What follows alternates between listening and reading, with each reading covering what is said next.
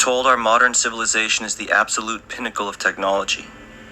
But if that were the case, why is our calendar so wonky? Why do some months have 31 days instead of 30? Why do we add an extra day every 4 years? Especially when many ancient calendars were so precise, often never having to adjust. Super precise. They could just cycle on and on for thousands of years. It's like we literally chose to use a less advanced calendar system. Why would the people in power over our modern world force-feed us a system that is intentionally less advanced? Especially when we can see right in front of our faces the calendar systems that ancient man used that were often in some ways more accurate than ours today. So first off, there's something pretty odd that I found among a lot of ancient calendars. A lot of them use a 13-month system. And when you think about this, it actually makes way more sense than our 12-month cycle. 13 months would mean each month has exactly 28 days, 4 weeks on the dot. And there's even a 13th zodiac in our night sky that is rarely talked about. It's known as Ophiuchus, the serpent bearer, right between Sagittarius and Scorpio.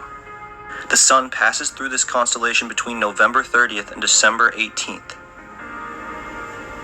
Some cultures that use this 13-cycle system were the Celts and the surrounding Germanics and Norse going as far back as the Bronze Age, the calendar of the Inca in South America, the Ethiopian calendar which is still used today, the Haida people of the Northwest Pacific, the French Republican calendar from the French Revolutionary period, the traditional Balinese calendar from the indigenous people on Bali has a 13-month and 4-week system. Some Native American groups have used what is known as the Turtle Island lunar calendar, a 13-month system that closely aligns to the lunar cycles. The traditional Afghan calendar has a 13th month every so often as a kind of leap month. The Igbo calendar from Nigeria uses this 28-day month system, resulting in 13 months. The Berber calendar of North Africa,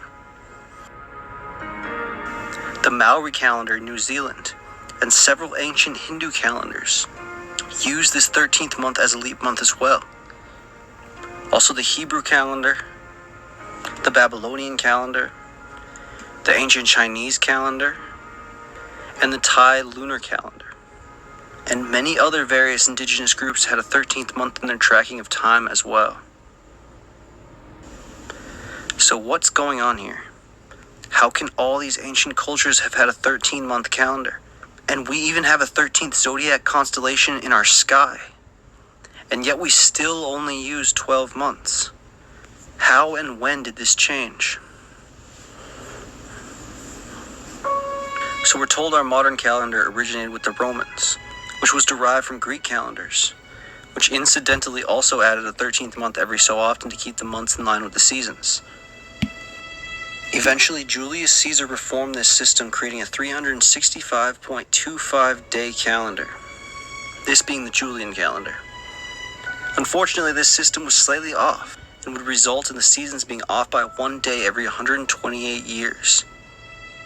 Eventually, Pope Gregory XIII in the year 1582 created our modern system, the Gregorian calendar, which was adopted immediately by the Catholic world and eventually by the Protestant world like Britain and America.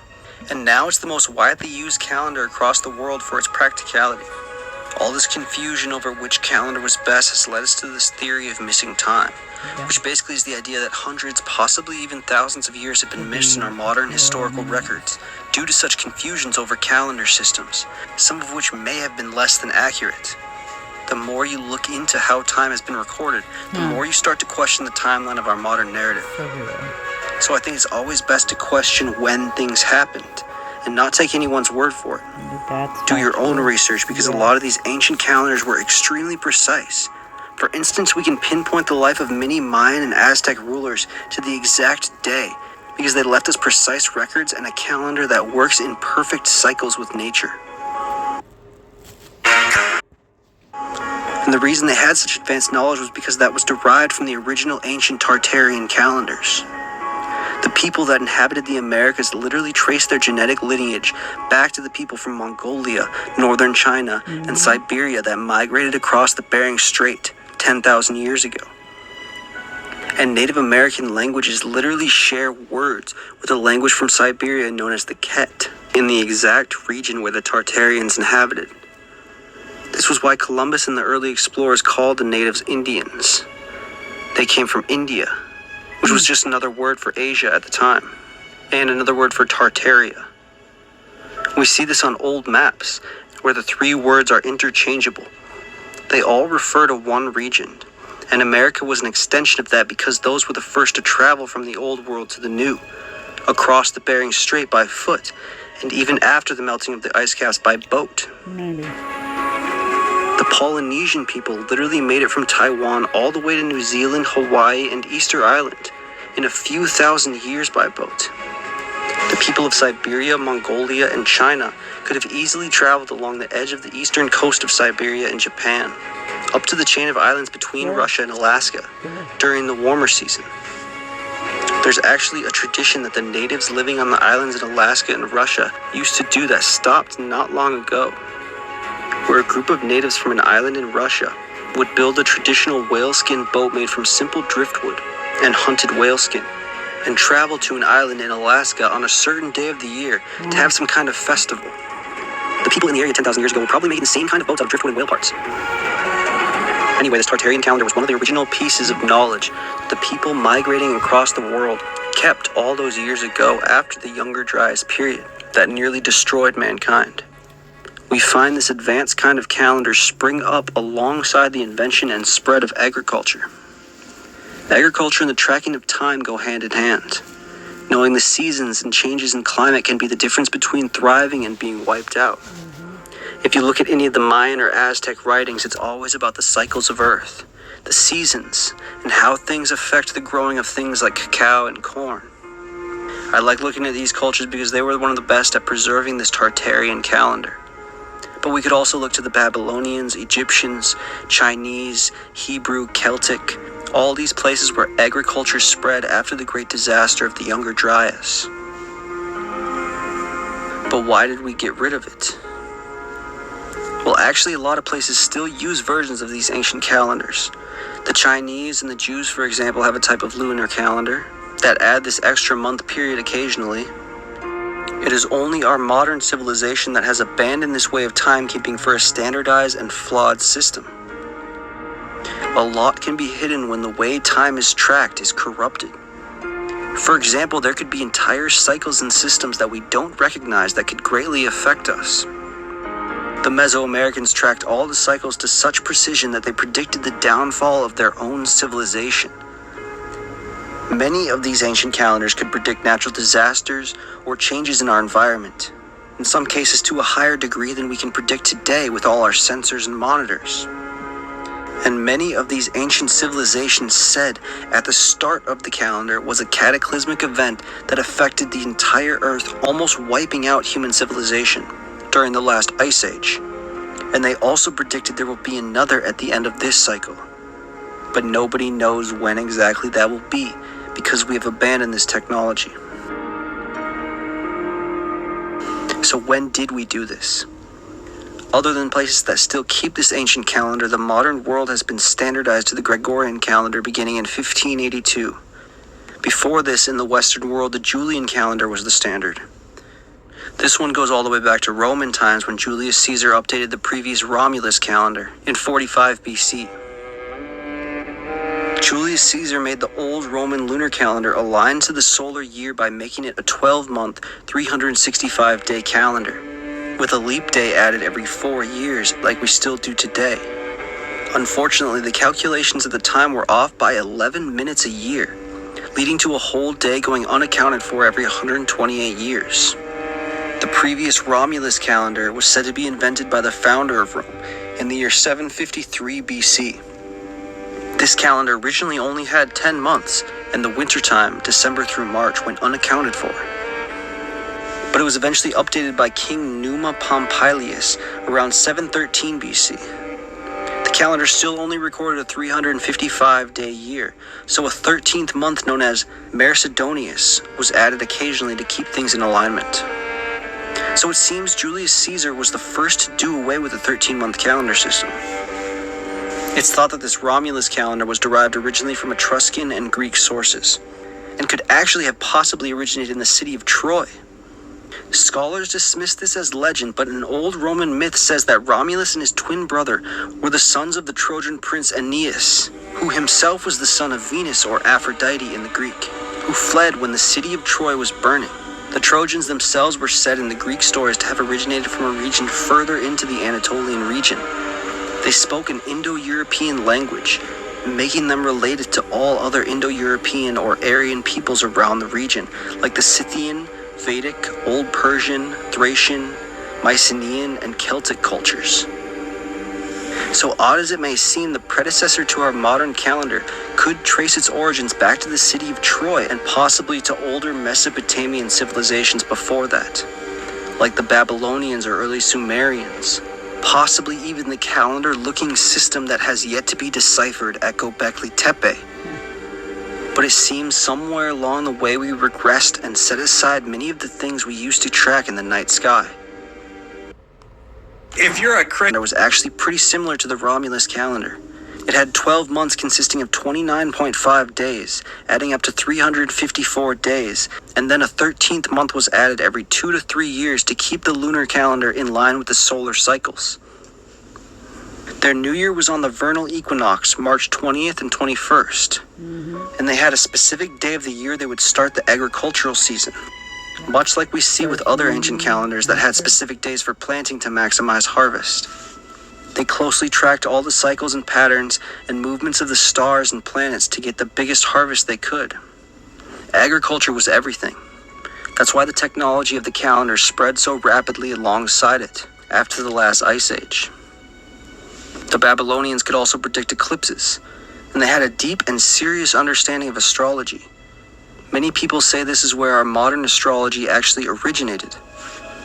The Babylonians and other Mesopotamian cultures believed that celestial phenomena such as the positions and movements of planets and stars were signs from the gods and could influence human affairs. These mystics were called Chaldeans, and their interpretations were used to predict future events and offer guidance on political, military, and personal matters. They meticulously recorded celestial events including planetary movements and eclipses, and would develop tables to predict the movements of these bodies and come up with predictions to make decisions and guide actions. They believed that the gods communicated their will through celestial phenomena. Therefore, understanding and interpreting these phenomena was seen as a way to align human actions with divine will. This is also why they would build their cities in alignment with the stars and constellations. Many other civilizations did this too. Egyptians, Native Americans, Mesoamericans, Greeks, Chinese, Indus Valley people, ancient Japanese, Persians, and even the Polynesians. And we don't really have an explanation as to why other than to please the gods. But perhaps there is a real practical reasoning that has been lost. There's one more thing. It seems that the powers that rule our modern world almost did put us back on the 13-month system.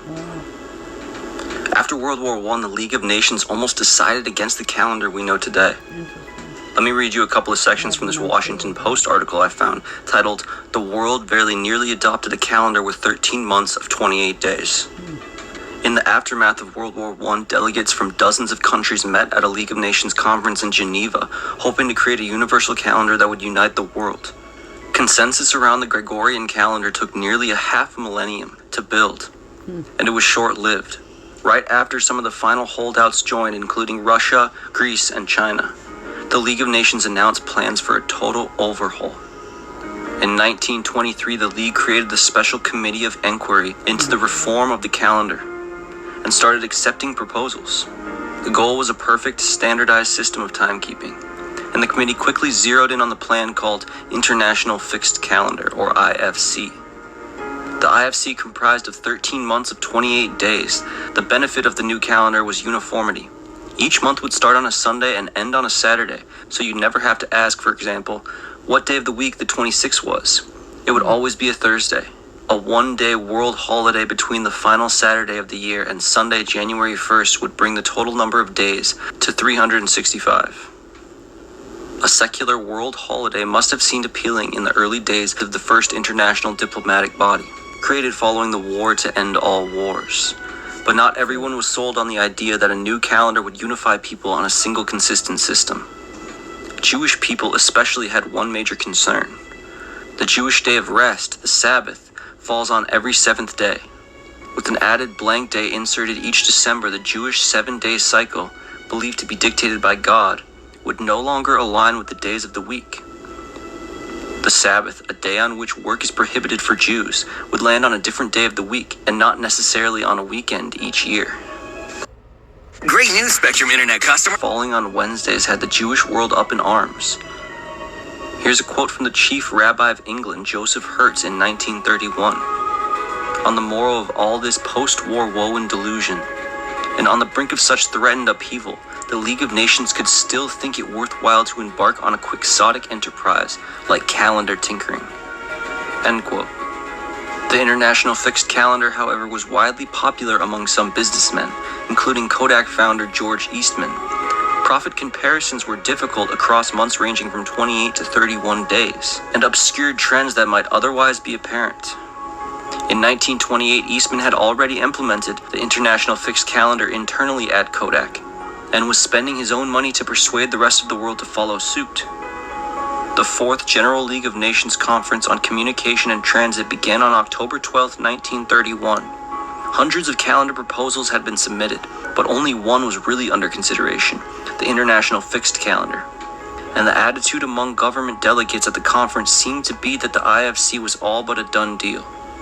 As the conference wore on, religion became a sticking point for others as well. Seventh-day Adventists also raised concerns about the Sabbath, while various delegates debated which fixed date should be assigned to Easter. Finland wanted it in the late spring, Norway preferred April 20th to avoid conflict with the cod fishing season, and Ireland refused to participate without a unanimous agreement from the ecclesiastical authorities. Proponents of the International Fixed Calendar continued to push the calendar at additional meetings over the years, but the momentum died out. An attempt to create something that would work for everyone had turned into something that pleased just about no one. Thank you for watching. Please let me know your thoughts on this ancient calendar system and our modern calendar in the comments. Are they really covering something up here? We'll look into this topic more in the future. For now, you can support us by joining